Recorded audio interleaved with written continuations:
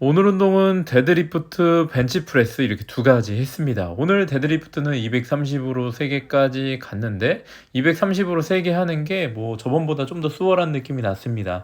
컨디션이 그렇게 좋은 건 아닌데 데드리프트 자체에 대한 감이 나쁘지 않은 것 같습니다. 벤치프레스도 즐겁게 잘 했습니다.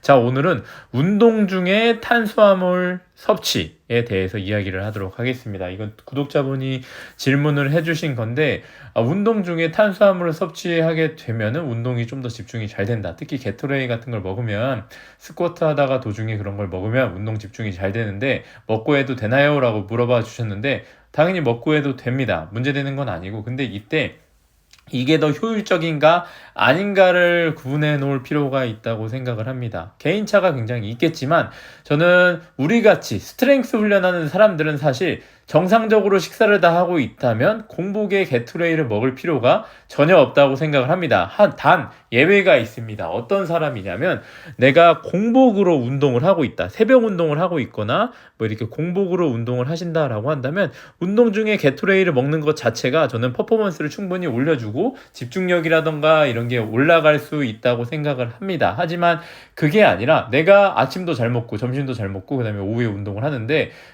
또 밥을 잘 먹었는데도 게토레이를 먹는다라고 한다면 저는 의미가 없다고 생각을 합니다. 그래서 현재 나의 상황에 맞게 하시면 되겠고 저는 공복 운동을 하거나 운동을 할 때 물을 너무 많이 섭취하게 되면 속이 메스껍습니다. 제가 소화 능력이 좋지 않기 때문에. 그래서 이것도 사람마다 다른 거고 내가 만약에 아침에 일어나자마자 바나나 하나 먹고 운동하는데 소화가 다 된다라고 한다면 또 먹고 해도 되는 겁니다. 그래서 현재 나의 상황에 맞게 하시기 바랍니다.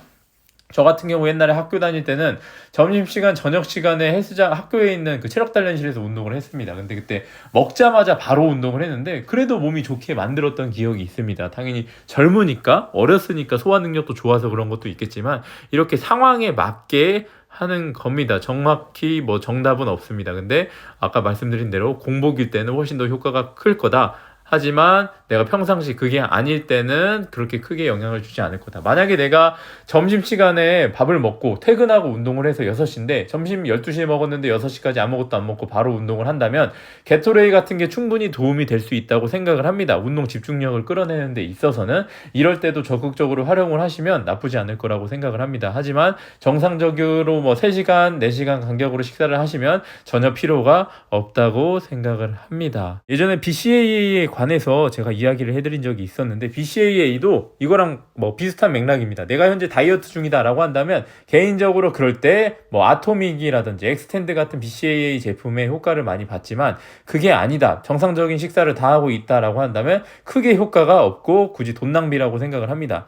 그래서 여러분들도 스트렝스 훈련 하는데 정상적이게 식사를 다 하고 운동 타이밍도 공복이 아니라면 안 드셔도 된다. 하지만 공복이면 게토레이나 이런 걸 먹는 게 나쁘지 않을 거다라고 참고만 하시면 될 것 같습니다. 자, 오늘 영상은 여기까지 하겠습니다. 감사합니다.